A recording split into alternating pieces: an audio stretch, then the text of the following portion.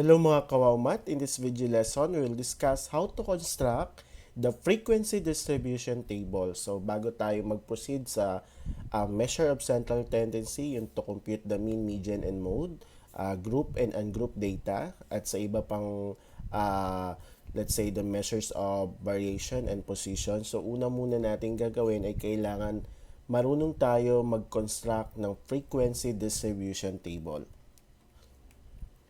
So ano nga ba yung frequency distribution? It is a collection of observations produced by sorting them into classes and showing their frequency of occurrences in each class. Next is, there are three basic types of frequency distribution, that is categorical, ungroup, and group. The categorical frequency distribution is used for data that can be placed in specific categories, such as nominal or ordinal level data. So like for this is an example of categorical. So the following data gives the result of a sample survey. The letters A, B, and C so represent the three categories. So ang gagawin lang natin class, itatali lang natin kung ilan yung A, ilan yung nasa category A, at ilan yung nasa category B, at ilan yung sa category C. So ito yung pinaka unang gagawin nyo. No? Itatali natin yung mga given na data. So first sa category A, bibilangin lang natin. So isa-isa natin. Okay, so 1, 3, 4, 5. So yung pang 5, so igaganyan natin. No? Sanay tayo sa ganyang counting.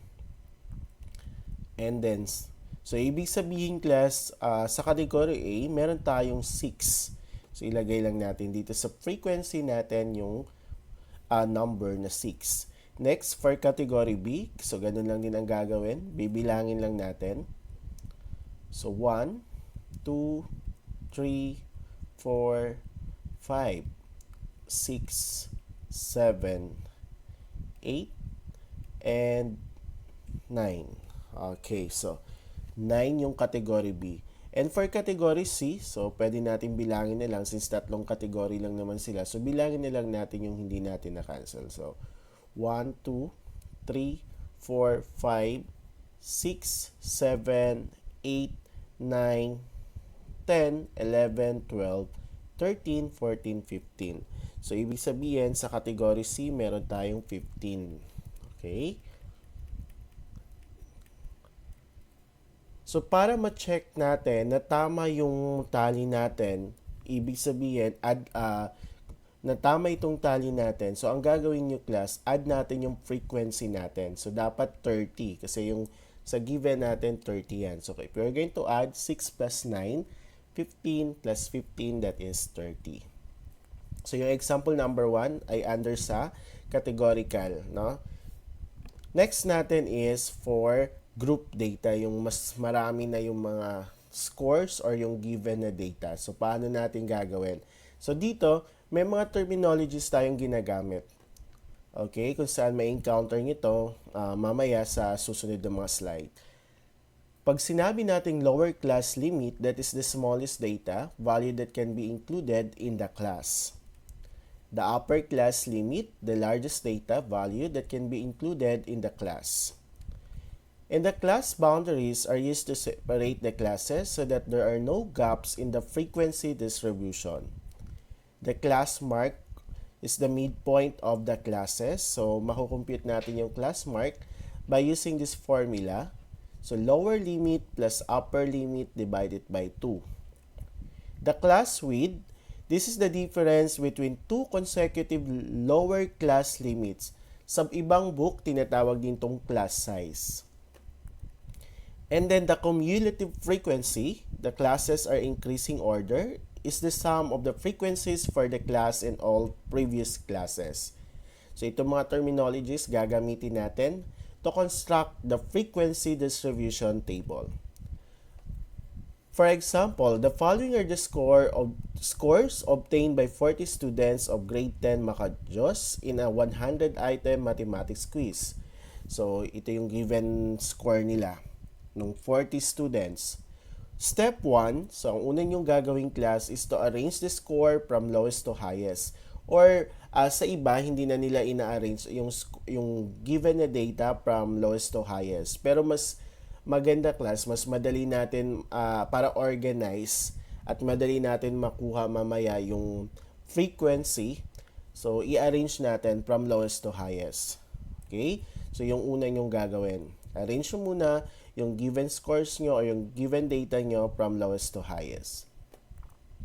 Pangalawa, determine the range. Okay, so ano ba yung range class? That is the highest score minus the lowest score.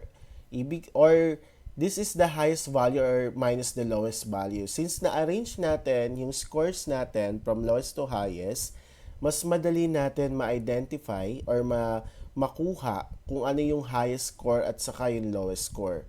So, base nyo sa nakikita nyo dito, okay, so yung highest score natin is 98 and yung lowest score natin is 40. So, 98 minus 40, the answer is 58. So, ibig sabihin yung range natin ay 58. Now, yan yung step number 2 natin. Step number 3, that is compute the number of classes. Dito sa step number 3 class, pwedeng given to, ibigay ng teachers nyo yung number of classes. Depende sa ano yan. Minsan binibigay na yan. Kapag mga quizzes, binibigay na yung number of classes. Or, kung hindi man binigay ng teacher, pwedeng ikaw yung mag-assign. No? So, pwedeng ikaw yung mag-assign. Kadalasan ang ginagamit na number of classes para mas madali, yung 5, basta na 5 to 10. Okay? 5, 6, 7, 8, 9, 10. So, ako madalas ko gamitin 5. Pag ako yung mag-a-assign. Okay? So, pwedeng kayo yung mag-assign ng number of classes. Kung ayaw nyo naman class, halimbawa, nahihirapan ka mag-decide, merong formula na ginagamit para to compute the number of classes. Yung Sturge rule. So, ano yung Sturge rule na to? So, it is a rule for determining the desirable numbers of groups into which a distribution or observation should be classified. So, the number of groups or classes is 1 plus 3.322 log n. So, yung log that is represent for logarithm. So, where n is the number of observation or yung total number nung given natin. Now, dito pwede kayo gumamit ng scientific calculator kasi meron tayong logarithm. So, hindi natin siya makakompute manually. So, first, ang gagawin lang natin is substitute lahat. This is the formula. So, again, class, so kung nahirapan ka, halimbawa, ikaw yung mag-a-assign ng number of classes. Kung mahirapan ka mag-decide kung ano yung number of classes na gagawin mo, kung ilan yung number of classes na gagawin mo, pwedeng itong gawin mong ito yung gamitin mo. Okay? Gamitin mong formula para makapag-decide ka ng number of classes. Pero sabi ko nga, pwede ito ay binigay na ni teachers o given na siya sa problem. Okay? After that, so kung using this formula, isa-substitute lang natin yung n natin. So kung ilan ito, so that is 40. So using your scientific calculator, ang makakompute nyo dyan is 6.322. Okay, so dito, pwede nating hanggang up to 3 decimal places na tayo. Okay na yon. And then, so ibig sabihin yung value ng k natin dito, so i-round up natin. So halimbawa, 6.3, 6.4, so gawin na natin 7. Okay, always round up your answer. Okay, gawin natin 7. Next, after step 3, okay, so after natin ma-identify yung range at yung number of classes, so find the class width. Yun yung step number 4 natin. So, ano yung class width or the class size? So, ito yung kung ilan yung nasa isang class. Okay, kung ilan lahat yung nasa isang class. So, using the formula, the class width, that is R over K, so yung range natin is 58, divide 7, so the answer is 8.286. So ang gawin mo rin dito, mag-round up ka rin. So that is 9. Okay? So ang gawin natin, so yung class width natin is 9. So ang gawin nyo dito class, mag-round up kayo. Okay? Kasi minsan, yung assigned classes natin kulang, kaya nag-round up tayo. So after that, step number 5, so we are going to select a starting point, either the lowest score or the lower class limits. Add the class with the two starting point to get the second lower class limit. So then enter the upper class limit. So mag-start na tayo to construct the frequency distribution table. So yung class limits natin, mag-start tayo sa pinakamababang score. Ano ba yung pinakamababang score natin? That is 40.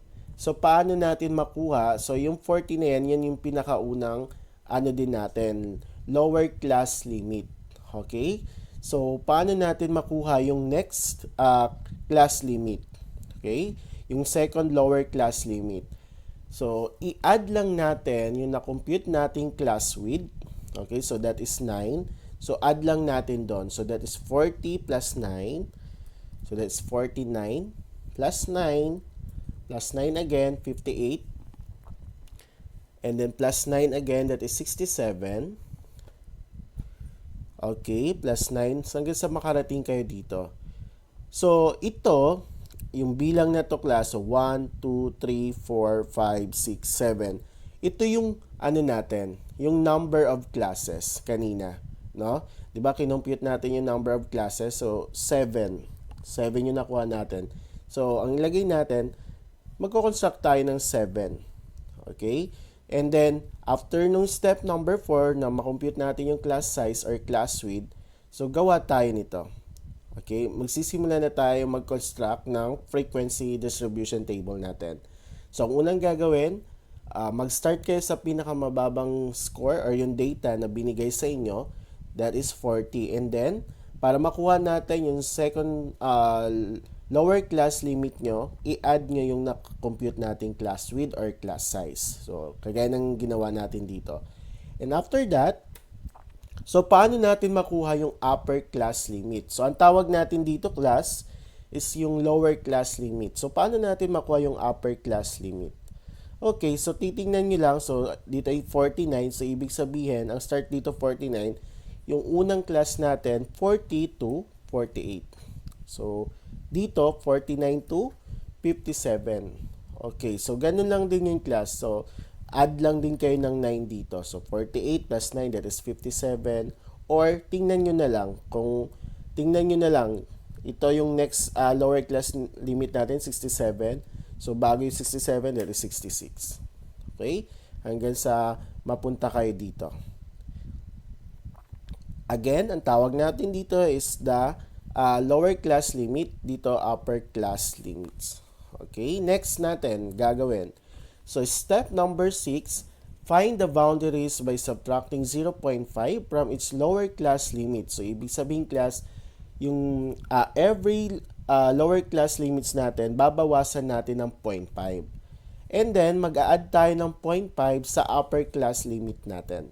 So, yan yung class boundaries. Again, so to find the class boundaries, yung lower class limits natin, bawasan natin ng 0.5 at yung upper class limits natin, magdadagdag tayo ng 0.5. Okay, start tayo. So, first, yung 40 natin, babawasan natin ng 0.5. So, that is 39.5. And then, yung 49, babawasan ng 0.5. That is 48.5. Same with 58. Bawasan ng 0.5. That is 57.5. 67, bawasan ng 0.5. 66.5. Okay, so same with 76 to 94. So, babawasan nyo lang ng 0.5. And then, sabi nga dito, yung upper class limits natin, magdadagdag tayo ng 0.5. So, 45.5.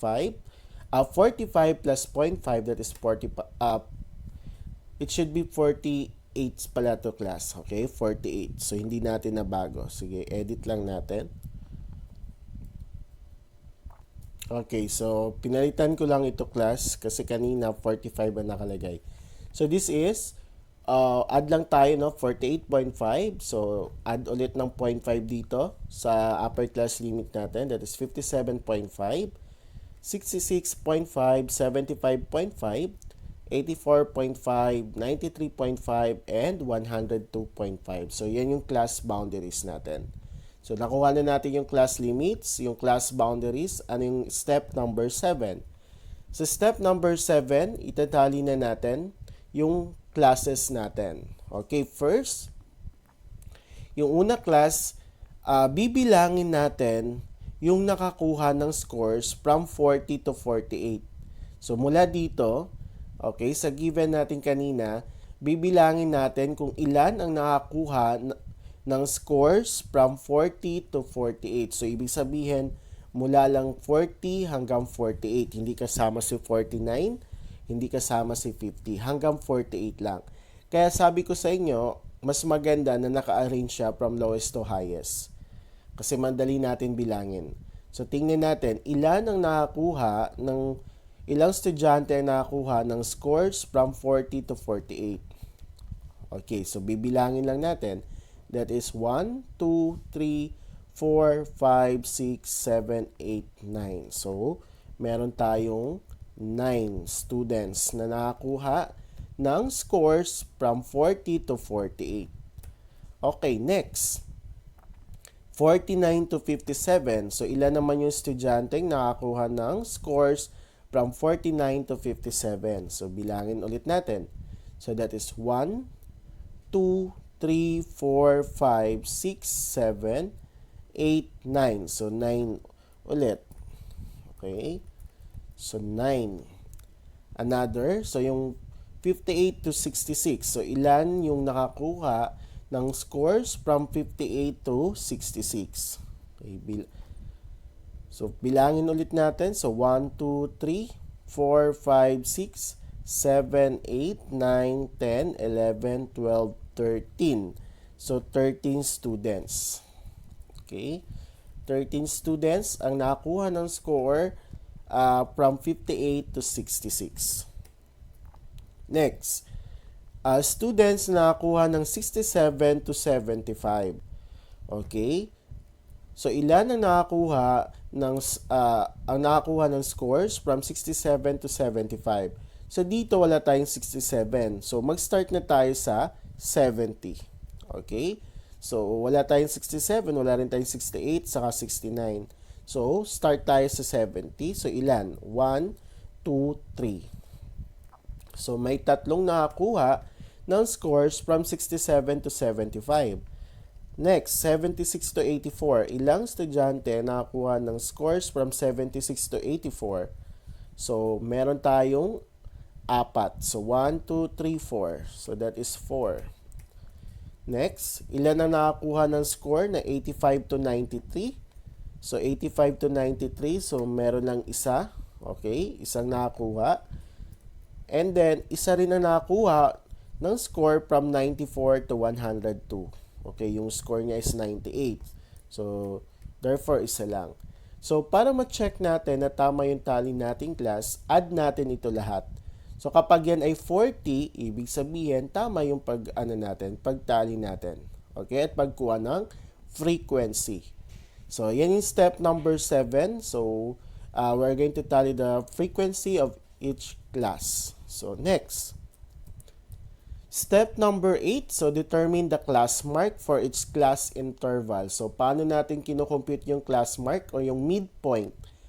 Diba kanina may binigay na formula? That is the lower limit plus the upper limit divided by 2.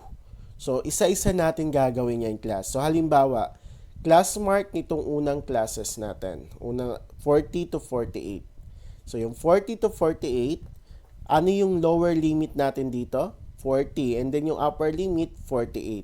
So, add lang daw natin yon. 40 plus 48, divide 2. The answer is 44. So, ibig sabihin 44 ito. So, same din yung gagawin natin sa pangalawa. 49 plus 57, divide 2. Using your calculator, the answer is 53. Okay, para hindi na kayo mag-isa-isa class. Okay? Hindi na kayo mag-isa-isa. Diba? Add nyo itong dalawa, divide it by 2. Ang ginagawa class, okay, pwede nyo gawin para hindi nyo maiwasan yung sobrang dami yung kinocompute. Once na nakuha yung unang class mark, okay, nakuha nyo yung unang class mark, ang gawin nyo para makuha nyo to lahat, i-add nyo dito yung nakuha nating class width. Ano yung nakuha nating class width kanina? 9, di ba? So, halimbawa, nakalimutan yung class width. Paano natin ma-check kung ano yung class width? Ito, ima-minus nyo. 49 minus 40, that is 9. So, ibig sabihin, yung class width natin is 9. So, ang gagawin natin, once na nakuha na natin yung unang class mark, add lang kayo ng 9. Okay? So, 44 plus 9, that is 53, plus 9, 62, plus 9, 71, plus 9, 80, plus 9, 89, plus 9, 98. Kasi class, pwede rin naman, pwede nyo naman para ma-check nyo na tama ito, gawin nyo yung using the formula. So, 58 plus 66 divide 2, so that is 62. 67 plus 75 divide 2, that is 71. So, pwede nyo yan ma-check na using the calculator. That is class mark. By the way, so, ito na yung hinihingi sa atin, no? Yung frequency distribution table. Pero, kapag sinabi ng teacher nyo na kunin yung cumulative frequency, so, paano natin gagawin yon? Okay, so sa iba, kailangan natin yung variation. So, a variation of the standard frequency table is used when cumulative totals are desired. So, the cumulative frequency for a table whose classes are increasing order is the sum of the frequencies for the class and all previous classes. So, sa iba kasi class, pwedeng hanggang kay class mark lang pinapakuha sa inyo. Pero, possible din na pakuha sa inyo yung cumulative frequency. So, paano ginagawa yung cumulative frequency? So, mag-start lagi kayo. By the way, class, yung paggawa nyo ng class limit, pwede rin kayo mag-start sa baba. Okay, pataas. So, ako kasi nasanay ako dito. Okay, so pwede rin naman na dito kayo mag-start ng 40 to 48 pataas. So, ako, dito ako nagsisimula sa taas. Okay, pag ganun ako. So, kapag ganun class, kung saan yung unang class limits nyo. Okay, so, saan yung unang classes nyo. Kung halimbawa, dito kayo nag-start, dapat dito rin kayo mag-start kapag kukunin yung cumulative frequency. Since dito ako naglagay ng una, okay, ito yung una nating classes, so, ang gagawin natin, dito rin tayo magsisimula, hindi dito sa baba. Okay? Dito rin ako magsisimula. So, anong unahin natin? Kung ano yung unang frequency, so yun ang ilalagay nyo dyan. 9. Again, kung ano yung unang frequency natin, yun ang ilalagay nyo. So, to compute the next cumulative frequency class, add lang natin yung pangalawa. So, 9 plus 9, that is 18. Then, 18 plus 13, that is 31. 31 plus 3, 34. Then 34 plus 4, 38. 38 plus 1, 39. And 39 plus 1, that is 40. Okay, class. So, mache-check mo na tama yung cumulative frequency mo kapag yung last answer mo is yung total number of given data. So, and that is 40. So, ganito ang pag-construct ng frequency distribution table.